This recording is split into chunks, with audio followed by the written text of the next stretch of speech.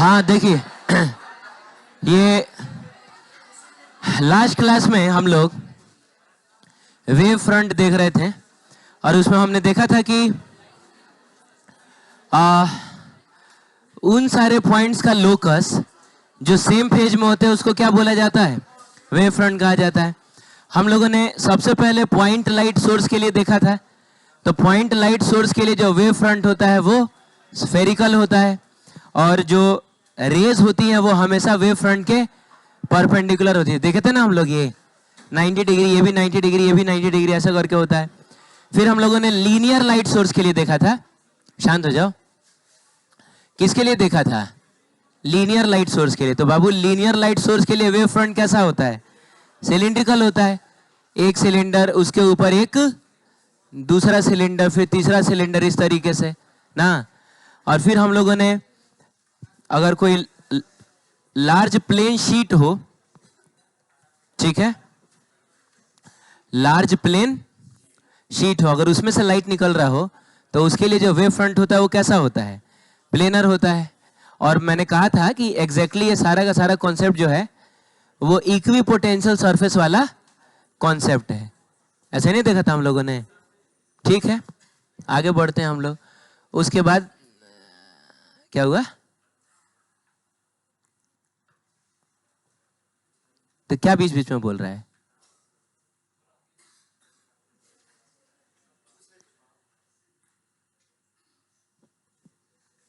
ठीक है, तो ये सब हम लोगों ने देख लिया था ना।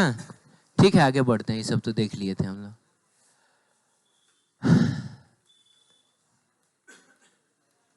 ठीक है, हाँ, अब हमको देखना है कि वेव फ्रंट के कॉन्सेप्ट से हम कैसे लॉज ऑफ रिफ्लेक्शन को और लॉज ऑफ रिफ्रैक्शन को प्रूव कर सकते हैं। ठीक है, तो सबसे पहला है लॉ ऑफ रिफ्लेक्शन, जो कि कहता है कि angle I is equal to होता है एंगल आर। ठीक है, आपको सामने एक सरफेस दिख रहा होगा। अभी सरफेस पर हम एक लाइट बीम को इंसिडेंट कराते हैं। ये रहा हमारा लाइट बीम। अब यहाँ से रिफ्लेक्शन ना होने वाला है। ठीक है, तो हम नॉर्मल ड्रॉ कर लेते हैं यहाँ भी और यहाँ भी। देखिए, ये भी इंसिडेंट रे है और ये भी इंसिडेंट रे है। तो एक्चुअली मैंने पूरा का पूरा बीम ड्रॉ किया है। तो मैंने सारे रेज नहीं ड्रॉ किए हैं, बस किनारे वाले 2 रेज मैंने ड्रॉ किए हैं। अब आप बताइए क्या होगा? रिफ्लेक्शन के बाद ये कहीं इधर जाएगा और ये कहीं इधर जाएगा, और इसी में से इस एंगल को हम लोग बोलेंगे एंगल आई, और बाबू ये वाला एंगल होगा एंगल आर। सिमिलरली ये वाला एंगल होगा एंगल आई और ये वाला एंगल होगा एंगल। क्लियर है? हाइजेंस के अनुसार लाइट के साथ क्या ट्रेवल करता है? Wave front. लाइट के साथ क्या ट्रेवल करता है? वेव फ्रंट ट्रेवल करता है। तो अगर मैं बोलूं कि ये जो इंसिडेंट बीम आपको दिख रहा है, अरे दिख रहा है ना, ये इंसिडेंट बीम है और ये रिफ्लेक्टेड बीम है। आप इस पे इसके लिए वेव फ्रंट ड्रॉ करिए। तो ये बहुत आसान काम है। वेव फ्रंट हमेशा लाइट रेज के परपेंडिकुलर होती है। तो एक काम करिए, आप इन दोनों को लेते हुए परपेंडिकुलर एक लाइन खींच दीजिए। तो एक्चुअल में ये लाइन नहीं होगा, ये पूरा का पूरा प्लेन ना है। अरे हम 2D में देख रहे हैं तो हमको लाइन दिख रहा है, अदरवाइज ये क्या है? ये प्लेन है। और यहाँ साफ साफ आपको दिख रहा होगा कि ये एंगल भी 90 डिग्री और ये एंगल भी 90 डिग्री। अब मान लीजिए ये वेव फ्रंट आ रहा है किसी v स्पीड से। ठीक है, तो आते आते आते आते यहाँ आके टकराएगा ना। हे भगवान, अरे वेव फ्रंट ऐसे आ रहा है ना, आके टकराएगा यहाँ। तो जिस समय ये वेव फ्रंट यहाँ पहुंचेगा, मान लिया जाए कि वो समय है t इज इक्वल टू कितना? 0। t इज इक्वल टू 0 पर ये वेव फ्रंट यहाँ पहुंचा है। मैंने जिस समय ये वेव फ्रंट यहाँ पहुंचा है ना, उसी समय हमने अपना स्टॉप वॉच ऑन किया। ठीक। इस बात का हम हमेशा ख्याल रखेंगे कि ये वाला एंगल 90 डिग्री हो, और बाबू अगर ध्यान से देखा जाए तो ये वाला एंगल भी कितना हो, और ये पूरा एंगल भी कितना हो? 90 डिग्री हो। क्योंकि रे और वेव फ्रंट के बीच का एंगल हमेशा कितना होना चाहिए? 90 डिग्री होना चाहिए। सही है, आगे बढ़ते हैं। अब देखिए, ये वेव फ्रंट का ये वाला एंड टकरा चुका है। अब ये वाला एंड तो इधर ना जाएगा। हे भगवान, रे आके इधर ना चला गया था, लेकिन ये वाला एंड तो अभी हवा में रह गया है। अरे बोलो ना, ये चलते चलते चलते चलते यहाँ पहुंचा है, तो ये वाला एंड टकरा चुका है, लेकिन ये वाला एंड अभी कहाँ है? आपको नहीं समझ में आ रहा है क्या कुछ भी?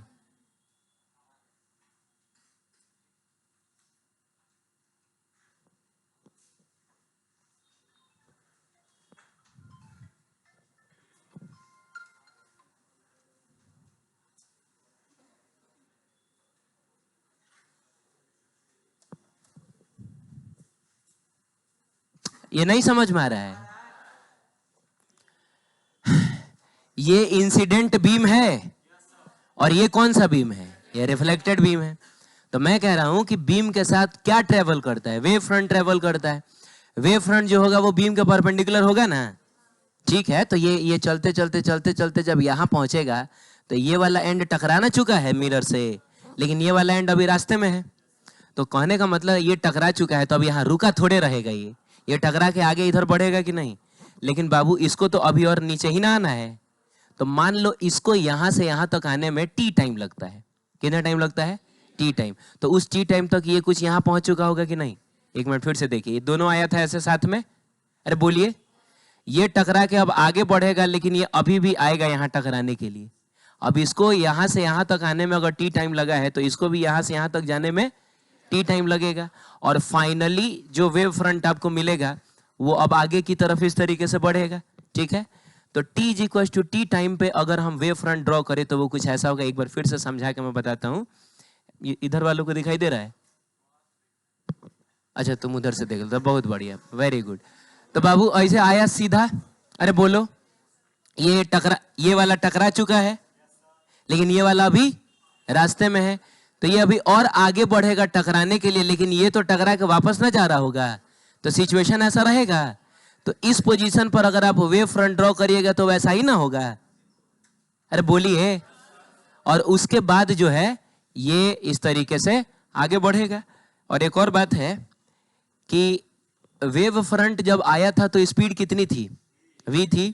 जब जा भी रहा होगा तो स्पीड कितनी होगी? क्यों?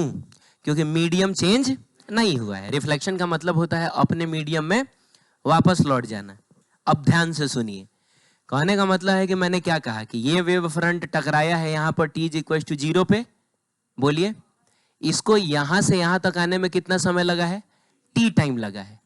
तो इसको यहां से यहां तक जाने में कितना समय लगा होगा? t ही टाइम ना लगा होगा। तो बताइए ये वेव फ्रंट किस स्पीड से आ रहा है? v स्पीड से। तो अगर कोई चीज v स्पीड से चले तो वो t टाइम में कितना डिस्टेंस ट्रेवल करेगी? तो वो vt टाइम ट्रेवल करेगा। बोलो, कितना टाइम ट्रेवल करेगा? सॉरी, कितना डिस्टेंस ट्रेवल करेगा? vt डिस्टेंस ट्रेवल करेगा। अब कहने का मतलब है कि ये तो यहां आया था, लेकिन ये वाला तो इधर ना जा रहा है।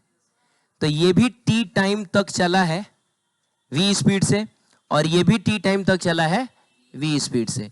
तो बताओ ये कितना डिस्टेंस ट्रेवल कर चुका होगा? तो ये भी vt डिस्टेंस ट्रेवल कर चुका होगा।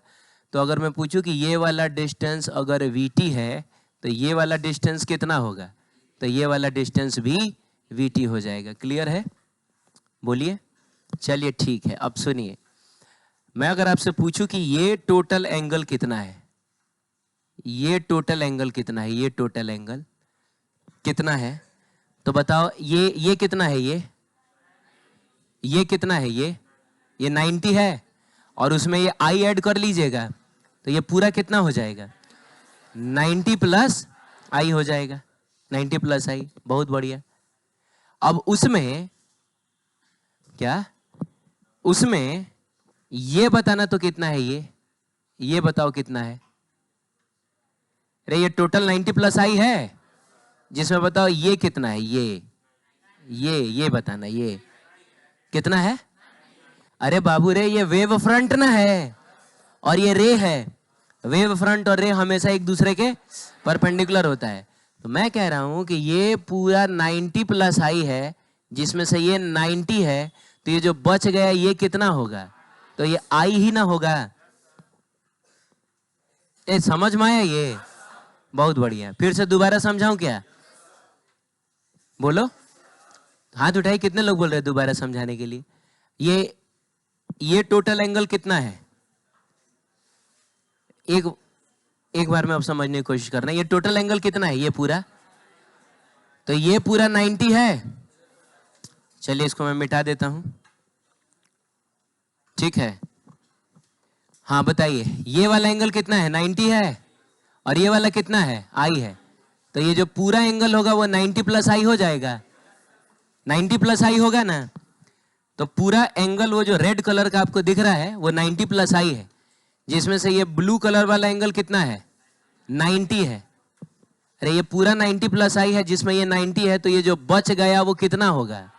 तो वो आई ही ना होगा। तो अगर बाबू समझ में आ गया होगा तो बहुत बढ़िया है, नहीं समझ में आया होगा तो आप रट लीजिए, और अगर समझ में भी आ गया होगा ना तब भी आप रट लीजिए, क्योंकि एग्जाम में जाकर अगर आप ढूंढने लगिएगा ना कि कौन 90 प्लस आई था और कौन 90 था, तो हो सकता है कि सब गुड़ गोबर हो जाएगा, आपको नहीं समझ में आएगा। और ये चूंकि बहुत इंपॉर्टेंट चीज है तो इसीलिए इस बात को आप सीधा सीधा रट लीजिए। एक मिनट, इस बात को आप सीधा सीधा क्या कर लीजिए? रट लीजिए कि अगर ये वाला एंगल आई है तो ये वाला एंगल भी कितना आता है? आई आता है। सिमिलरली अगर ये वाला एंगल आर है तो बाबू ये वाला एंगल भी कितना आता है? आर होता है। आप बोलिएगा तो मैं जरूर समझा दूंगा। ये हम लोग समझने की कोशिश करते हैं, ठीक है, कोई बात नहीं है। बताइए ये पूरा एंगल कितना होगा? ये 90 प्लस आर होगा। कैसे? तो ये वाला एंगल है तुम्हारा 90 डिग्री और ये हो गया आर, तो ये पूरा 90 प्लस आर है। अब जिसमें ये बताइए तो ये कितना है? ये कितना है? ये बताइए कितना है? ये तो ये 90 है। तो अगर ये पूरा था 90 प्लस आर, जिसमें ये है 90, तो ये जो बच गया ये आर ही ना होगा। ये तुमको समझ में आया? चलो बढ़िया है। अब थोड़ा ये बताओ,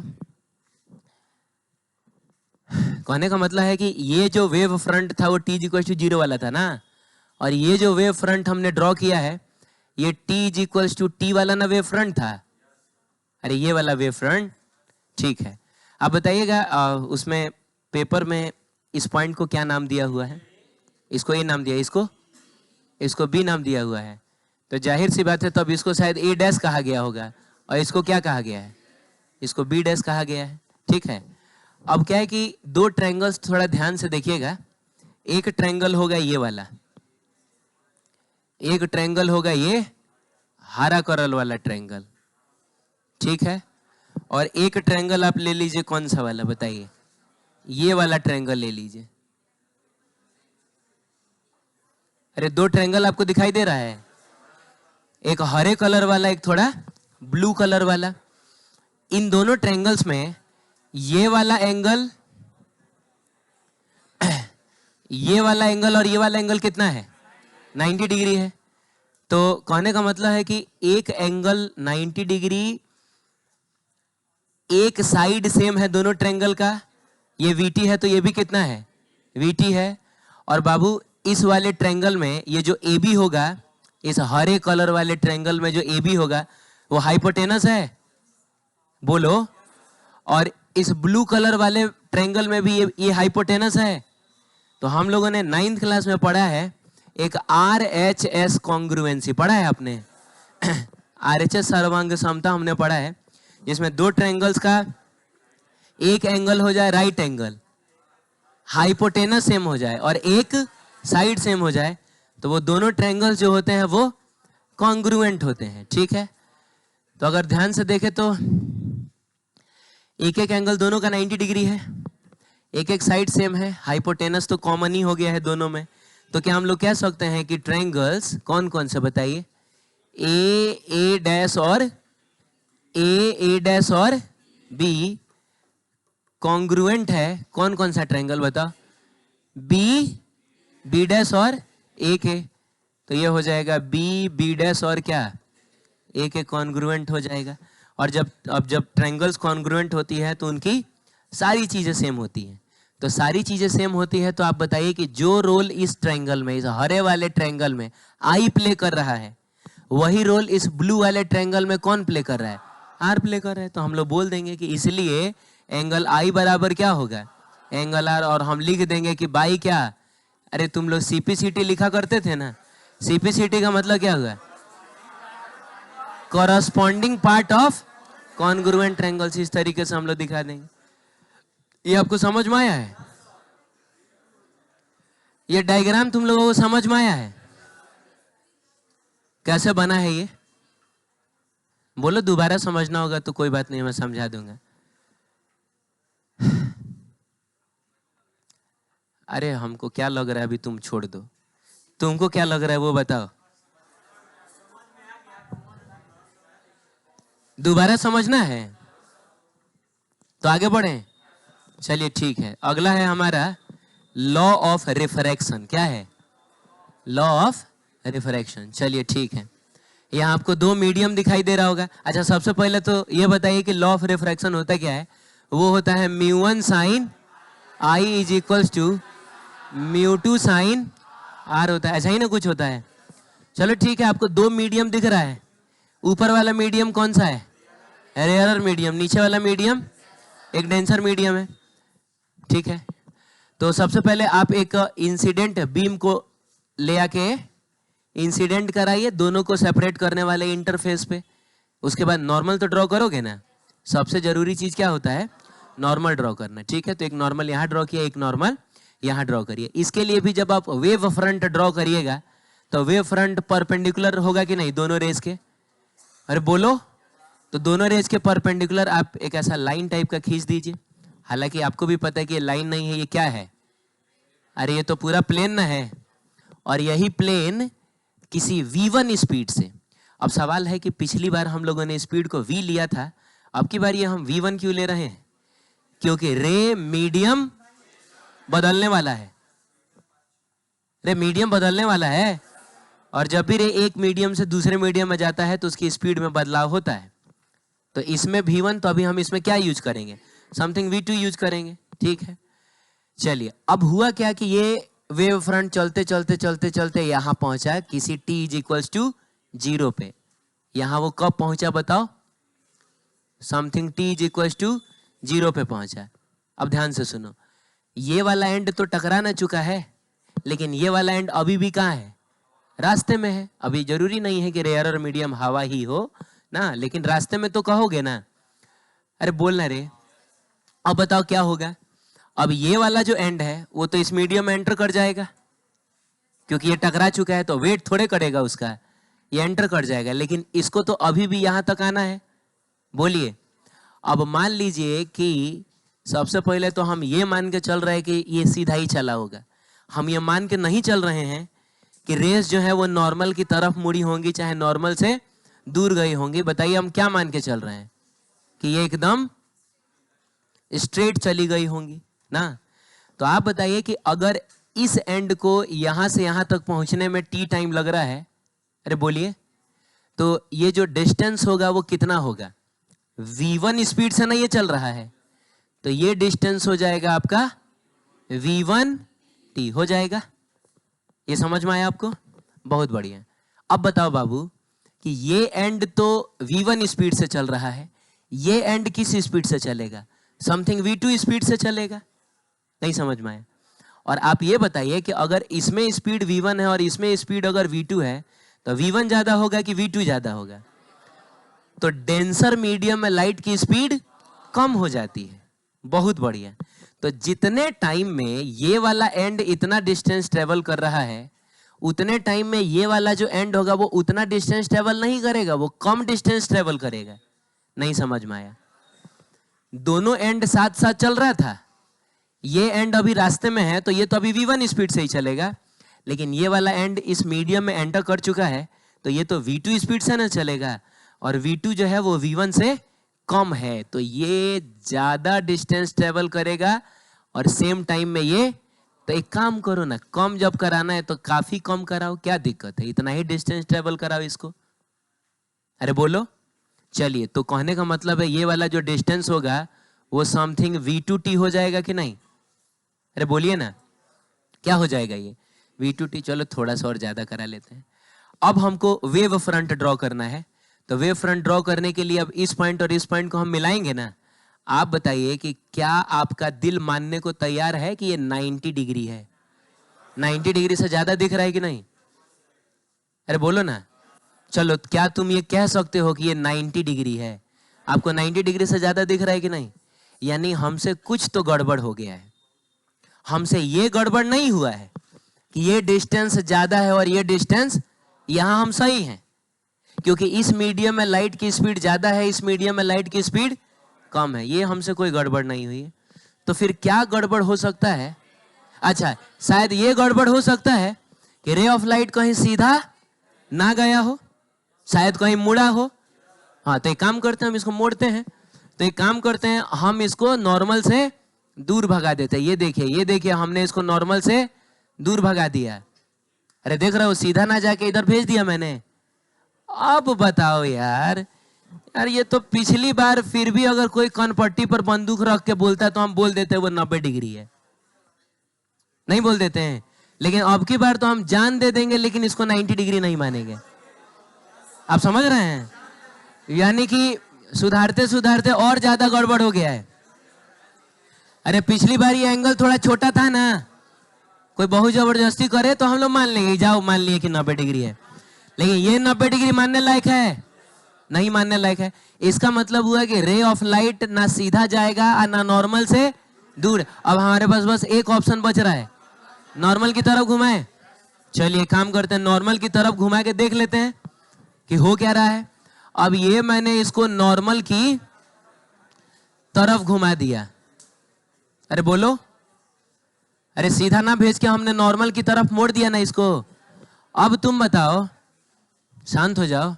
अब तुम बताओ बाबू कि इस पॉइंट पर अगर इस पॉइंट और सीधा करते हुए इस पॉइंट को ऐसे मिलाओगे तो क्या ये तुमको 90 डिग्री नहीं दिख रहा है? और क्या तुमको ये चीज भी नोटिस हो रहा है कि ये ज्यादा है और ये कम है और ये 90 डिग्री हो गया कि नहीं? और वेव फ्रंट हमेशा लाइट रे के कैसा होना चाहिए? परपेंडिकुलर होना चाहिए। तो यहां भी 90 डिग्री बनना चाहिए और यहां भी 90 डिग्री बनना चाहिए। ऐसा होना चाहिए कि नहीं? तो इस तरीके से ये भी प्रूफ हो गया कि क्यों लाइट रेज जब रेयरर मीडियम से डेंसर मीडियम में जाती हैं तो वो नॉर्मल की तरफ मुड़ती हैं। ठीक है, तो बाकी फालतू लोगों को यहां से हटाइए। ठीक है, जाएं लोग।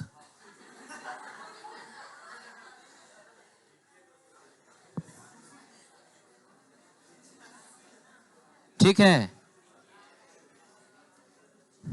तो कहीं ना कहीं हम लोगों ने आज वेव फ्रंट के कॉन्सेप्ट से ये देख लिया।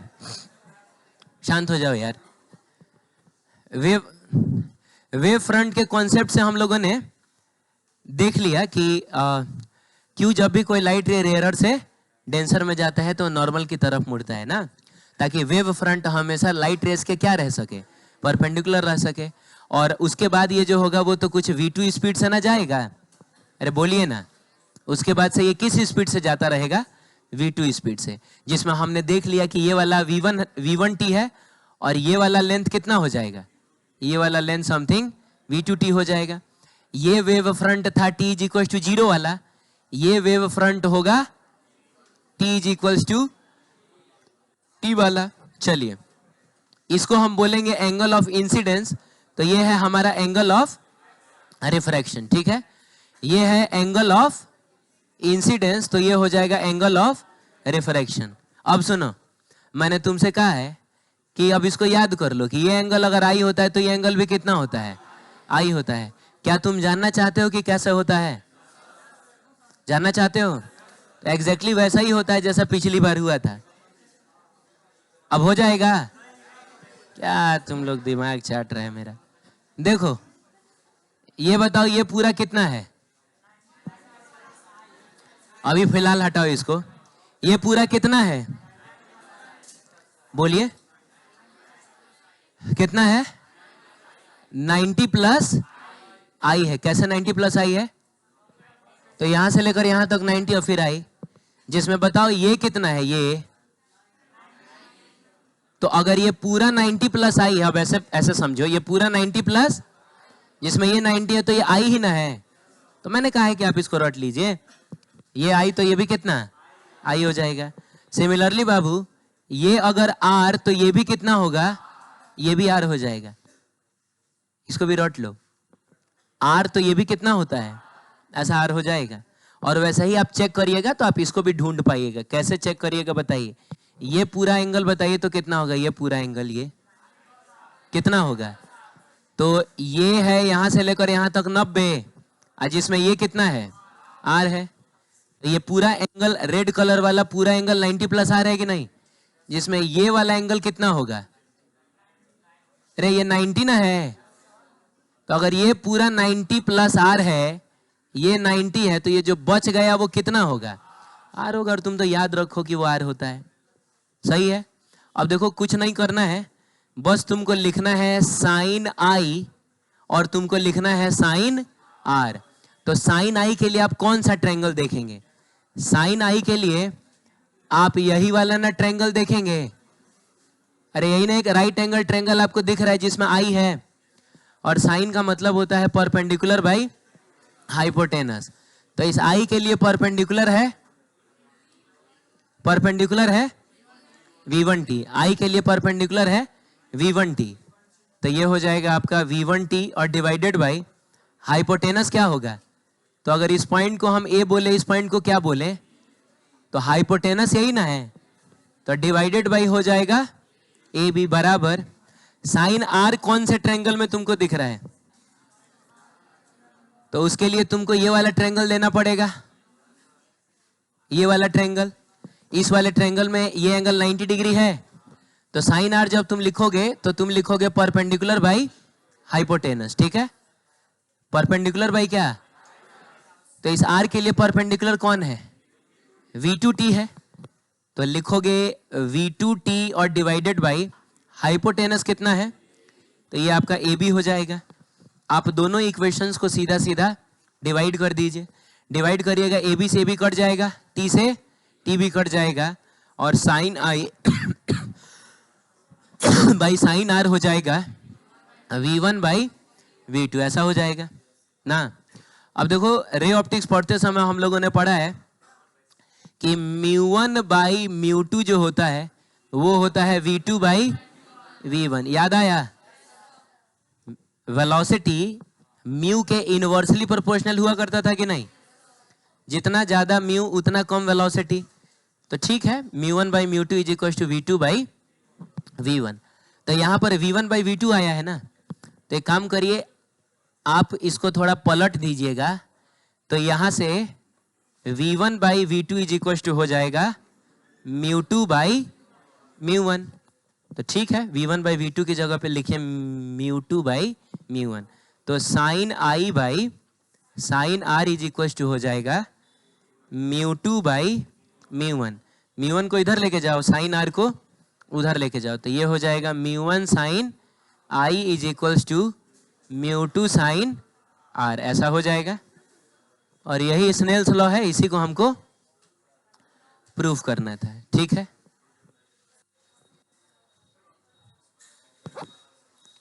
क्या हो गया है,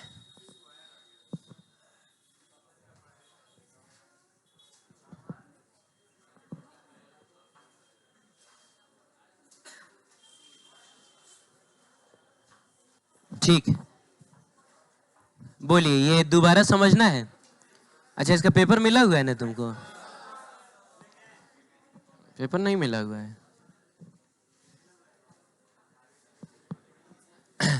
सुनो, जाके बोल दो प्रिंस को कि 3-4 पेपर दे देने के लिए। ये दोबारा समझना है आपको, बोलिए।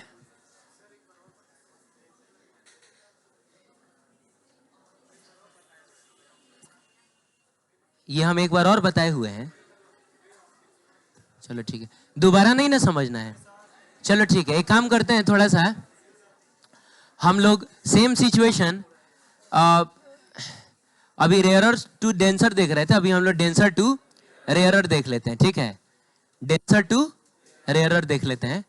तो मान लीजिए कि ये कोई इंटरफेस है और उसके नीचे वाला मीडियम आपकी बार रेयरर है, ऊपर वाला मीडियम कैसा है, ऊपर वाला मीडियम डेंसर है, ठीक है। आप लाइट रेज को इंसिडेंट कराइए,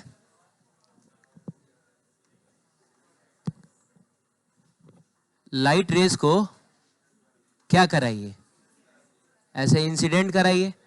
तो ये तो नॉर्मल होगा ना, अरे बोलो ना, नॉर्मल होगा।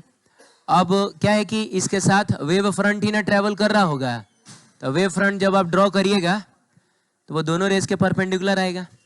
अब ये वेव फ्रंट मान लीजिए कि किस स्पीड से चल रहा है, v1 स्पीड से। अब चलते चलते चलते चलते जब यहाँ पहुंचेगा, अरे वेव फ्रंट यहाँ पहुंचेगा ना, तो ये वाला एंगल कितना होगा, 90 डिग्री होगा। और सिमिलरली ये वाला एंगल भी कितना होगा, पूरा 90 डिग्री होगा। ठीक है, अब हुआ क्या कि ये कहानी है t इज इक्वल टू 0 की।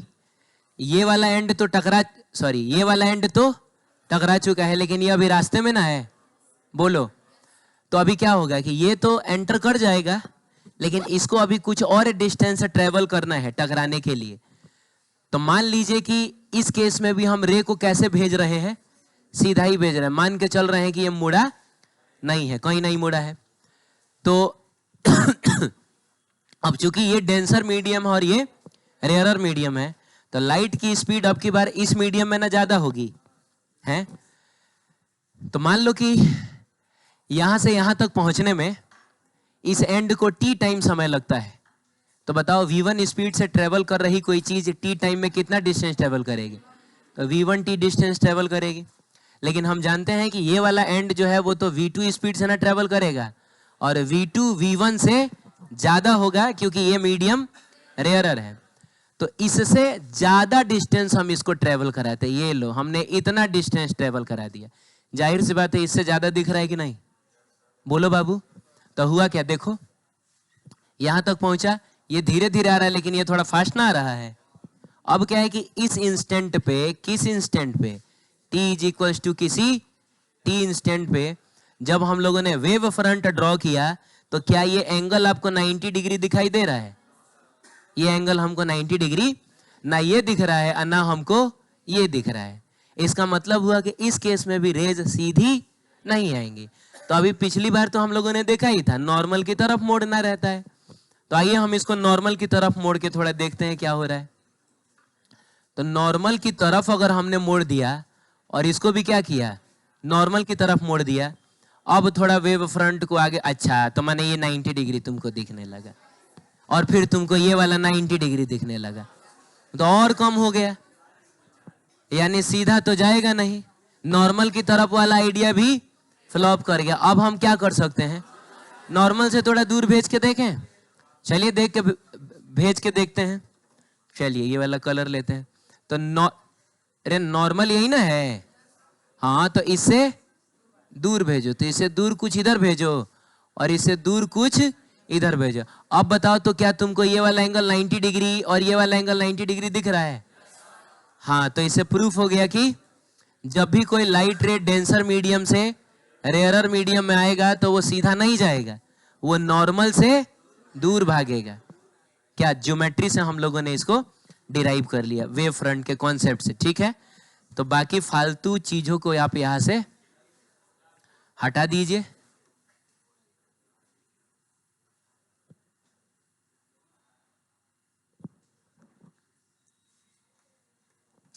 ठीक है, और वेव फ्रंट जो हमने ड्रॉ किया था वो वेव फ्रंट कुछ इस तरीके से ना होगा, जिसमें ये वाला डिस्टेंस तो v1t है, ये वाला डिस्टेंस कितना हो जाएगा v2t, ये वाला एंगल i है, ये वाला एंगल भी i होगा, ठीक है, एंगल i है, ये भी क्या होगा i होगा। ये वाला एंगल कितना है r है, ये वाला एंगल भी r होगा। नॉर्मल और रिफ्रैक्टेड रे के बीच का एंगल एंगल ऑफ रिफ्रैक्शन होता है, ठीक है। अब ये i तो ये क्या, और ये r तो ये क्या, अब इसमें भी वही करेंगे ना हम लोग। एक बार हम लोग लिखेंगे साइन i, तो साइन i हो जाएगा दिस बाई दिस। अगर हम इसको ये भी बोलते हैं, ठीक है, तो v1t divided by A B. फिर हम लिखेंगे साइन r, साइन r का मतलब हुआ दिस बाई दिस। फिर दोनों को डिवाइड करेंगे और एग्जैक्टली सेम रिजल्ट आएगा। अंतर बस इतना था पिछले वाले और इसमें कि पिछली बार रेस जो थी वो नॉर्मल की तरफ मुड़ी थी, अब की बार नॉर्मल से दूर भाग रही है। क्लियर है, नॉर्मल की तरफ मुड़ी थी, अब की बार नॉर्मल से दूर भाग रही। आगे बढ़ते हैं हम लोग, ठीक है।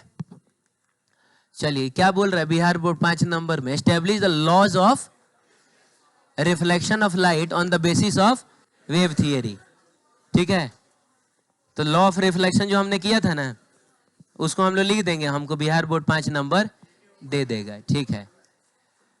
Explain Huygens principle of secondary wavelet, on the basis of this principle establish law of क्या, रिफ्रैक्शन, और मैंने दोनों में से कोई एक करना है।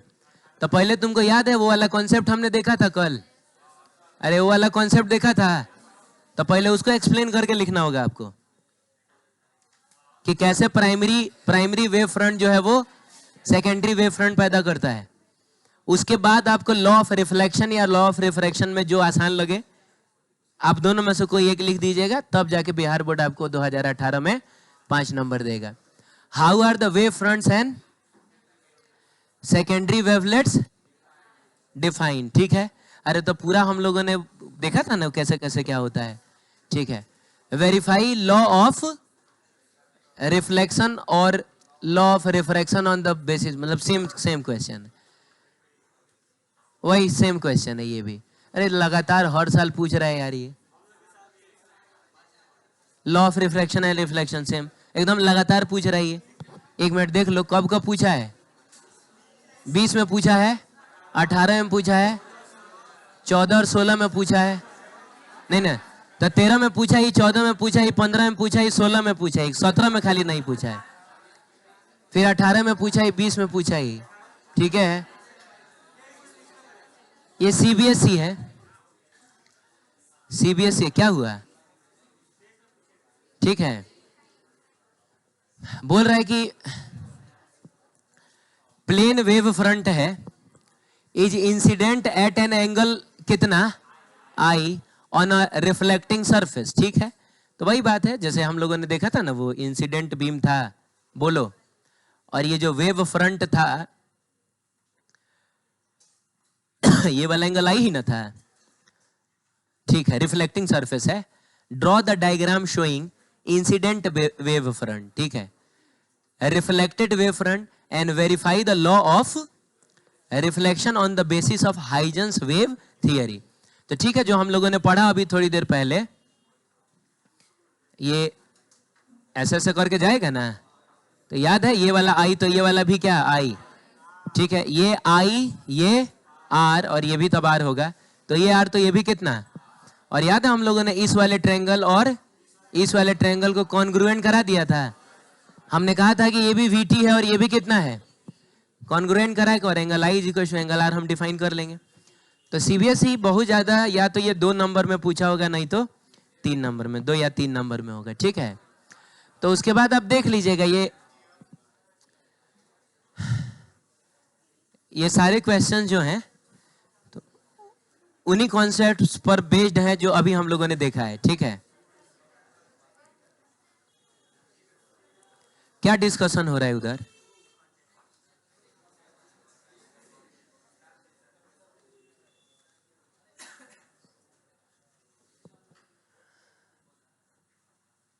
बोल रहा है कि अब plane wave front propagating from denser to rarer medium, ठीक है। यानी दूसरा वाला जो केस हम लोगों ने लिया था ना, वो इसकी बात कर रहा है। Is incident at an angle of incidence कितना, अभी कैपिटल आई बोला है, लेकिन जनरली हम लोग तो स्मॉल आई ना लेते हैं। अब आप देख लीजिएगा, मे बी कहीं ओरिजिनल क्वेश्चन में स्मॉल आई हो मुझसे।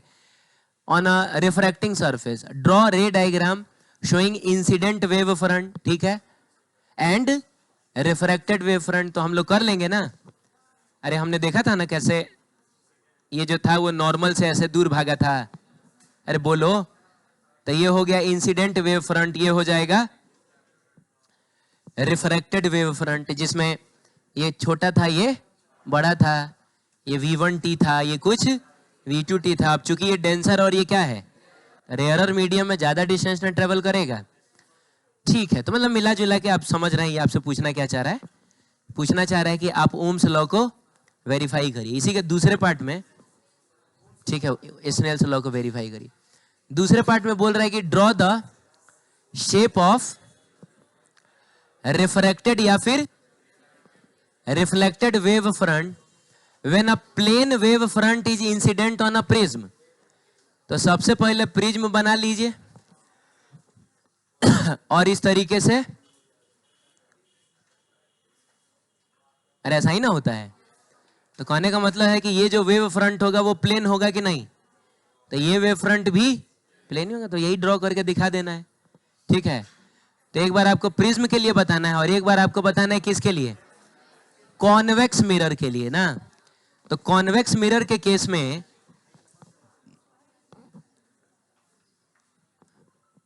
ठीक है, किसके केस में, कॉन्वेक्स मिरर के केस में सबसे पहले अगर हम रेस को कुछ इस तरीके से भेजते हैं, ठीक है, तो इन रेस का क्या होता है, हाँ ये लोग डाइवर्ज ना करते हैं। ठीक है, यहां पर मान लीजिए कहीं इधर फोकस अगर है तो ये कुछ इस तरीके से जाएगा कि पीछे बढ़ाएं तो कहां मिलेगा, फोकस पे। ठीक है, ये कुछ इस तरीके से जाएगा कि पीछे बढ़ाएं तो कहां मिलेगा, फोकस पे। क्या हुआ है,